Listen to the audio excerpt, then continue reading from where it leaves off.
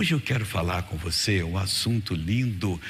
Já preguei algumas vezes sobre 2 Crônicas 14, 15, 16, que fala do rei Asa, mas tem umas lições ali que eu quero chamar a sua atenção, porque o Asa foi um homem de Deus, mas muito religioso.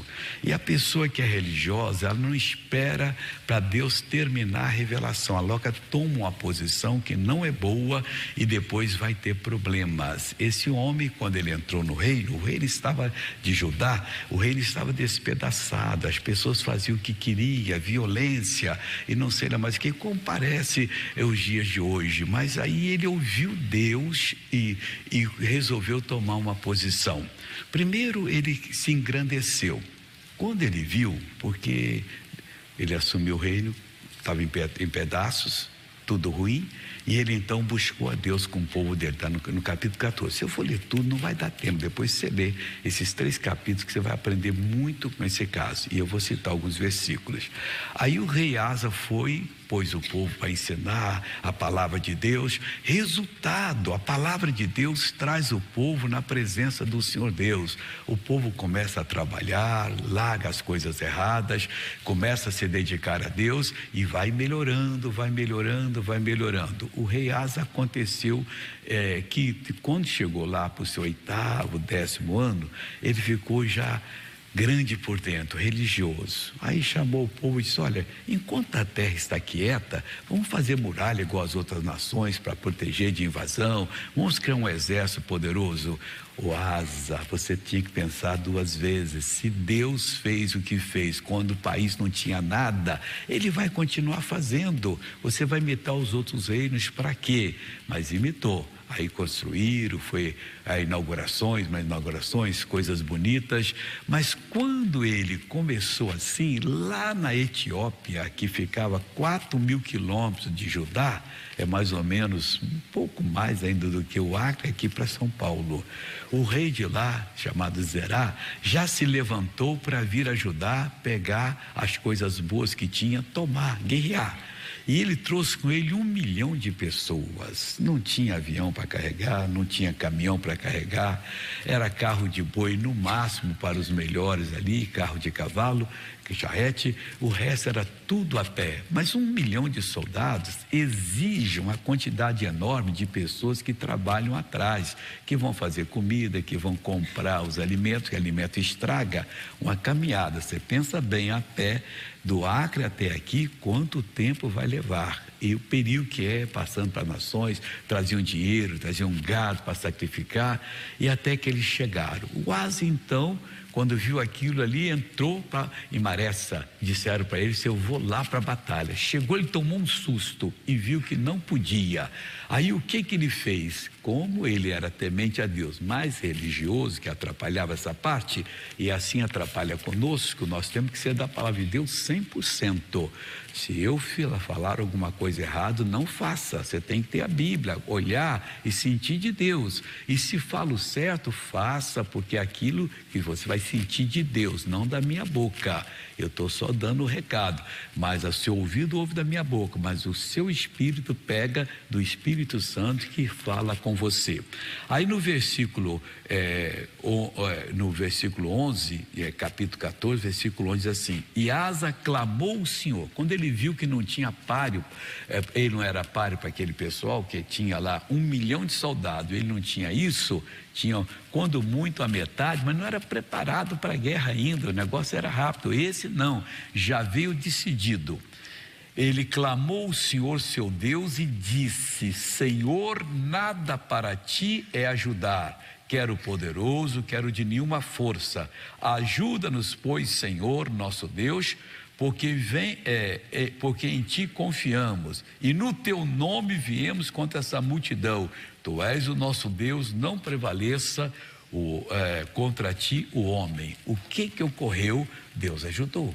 E o Asa conseguiu vencer com metade dos soldados despreparados, um exército invasor que estava preparadíssimo e disposto a tomar a terra e tomar toda a riqueza. A gente às vezes consegue batalhas, vitórias nas batalhas, porque nós estamos mais ou menos ligados a Deus, mas deveriam estar mais ou menos, mas completamente ligados. Os problemas, quando surgem por duas razões: para provar a nossa fé, ou então para nos dar uma lição para a gente buscar Deus. E a gente tem que enfrentar com a palavra, viver na palavra, louvar a palavra, cantar a palavra, orar sobre ela. E dessa maneira você não vai você não vai se deixar ficar longe de Deus, você vai ficar perto de Deus. O Senhor está na sua palavra, é aqui que nós mantemos contato com Ele. Aí teve a vitória, aí pegaram um grande despojo, que eles trouxeram muita riqueza e outras coisas mais, e aí tomaram e ficaram muito felizes. Aí no capítulo 15, versículo 2, diz assim: saiu ao encontro de Asa e disse-lhe, era o profeta Azarias, filho de Obed.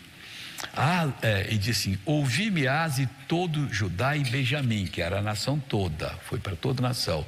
O Senhor está convosco enquanto vós estáis com ele. Se o buscardes, o achareis, porém se o deixardes, vos deixará. Asa, você teve um ponto, em outras palavras, uma risquinha de ser derrotado, de acabar o nosso reino. Você é ser responsabilidade diante de Deus.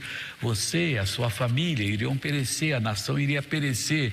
Todo o nosso trabalho de anos seria levado embora. O que nós fizemos? Isso era o tópico do sermão dele, que ele visitou todo Judá e Benjamim pregando. Era homem de coragem. E aí disse mais para ele assim: Israel esteve por muitos dias sem o verdadeiro Deus e sem sacerdote que o ensinasse, sem lei. Aí só tem bagunça. Mas quando na sua angústia se convertia ao Senhor, Deus de Israel, e o buscava, o achava. Aí o escritor diz: naqueles tempos não havia paz, nem para o que saía, nem para o que entrava, mas muitas perturbações sobre todos os habitantes daquelas terras. Quando, irmão, a coisa não é certa, acontece que a gente fica até com medo às vezes de sair de casa, mas não devemos ter medo, nós somos de Deus, é uma aprovação, nós temos uma aliança com Deus, está escrito na palavra do Senhor: 1000 cairá ao seu lado, 10 ao seu direito, você não será atingido. Porém, nós somos de Deus, mas somos também religiosos, e o religioso parte com uma coisa que não é a palavra praticando, ele esquece da posição dele, ele não se consagra a Deus como deveria consagrar. Aí vem perturbação, toma decisões pessoais, decisões porque ele acha que tem que ser assim, ou porque alguém disse. Não, tem que ser por causa do Senhor disse, e a pessoa não abre os olhos. Rapaz, de um tempo para cá é muito problema, é isso aqui, o meu carro bateu, roubaram isso meu, eu fiquei doente, eu fiz a cirurgia, eu fiz aquilo ali, eu não sei lá mais o que está acontecendo comigo? Você parou de servir a Deus, você está se servindo de Deus, e isso é perigoso, e pode vir aquilo que você não espera amanhã, uma coisa séria. Esse filho do Obed aqui, o Azarias, ele veio com a mensagem pesada, e o Asa entendeu a mensagem dele. Aí ele, no versículo 7, ele fala assim: mas esforçai-vos. Era uma proposta de Deus, e Deus faz proposta conosco pela palavra. Toda palavra que Ele clareia para nós é uma proposta, é o caminho aberto.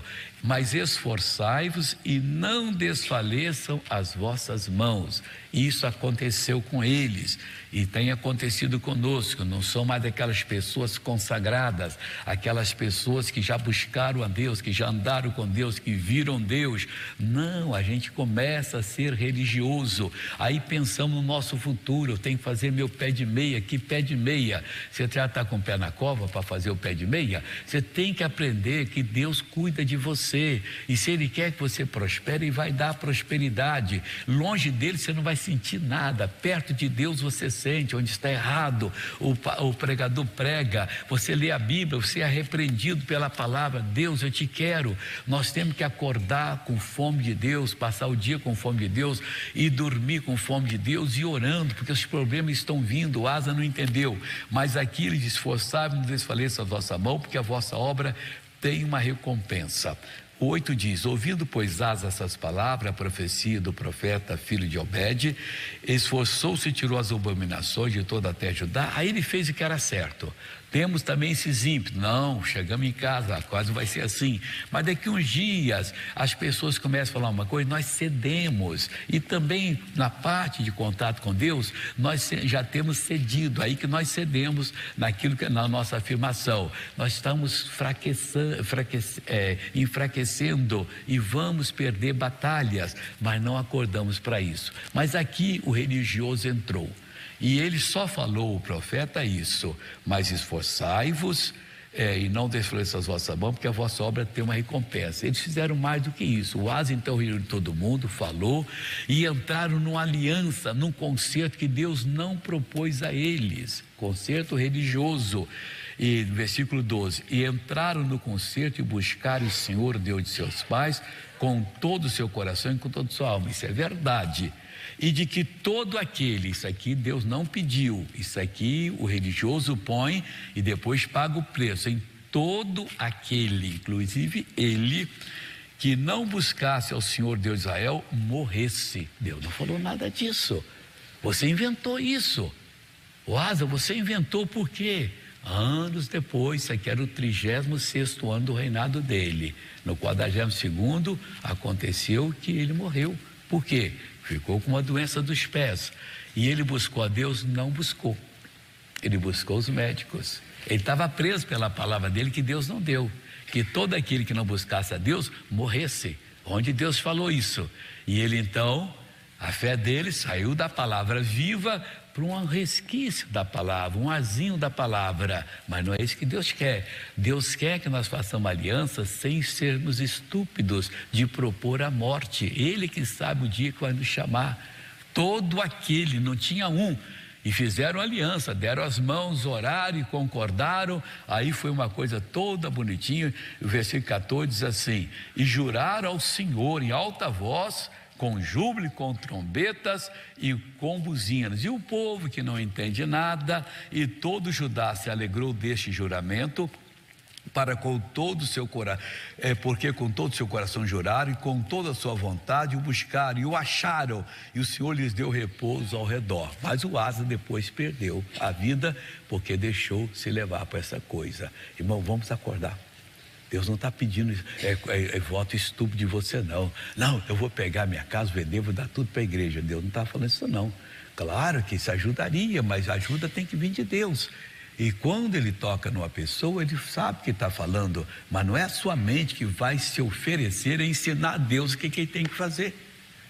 Se nós não fizermos, mata a gente. Não, você tem que ser pessoa bíblica, da palavra. O pregador tem que ser, não pode se exceder. Ele não pode criar coisas, só quem cria coisas é o Senhor Deus. Ele que dá a palavra a nós, o que nós temos que fazer. Eu não tenho condições, ninguém tem. Então vamos fazer isso, vamos. Deus não pediu. Se Deus não pediu, não faça, porque isso vai lhe atrapalhar e você vai perder a batalha. E Deus não quer que você perca a batalha alguma.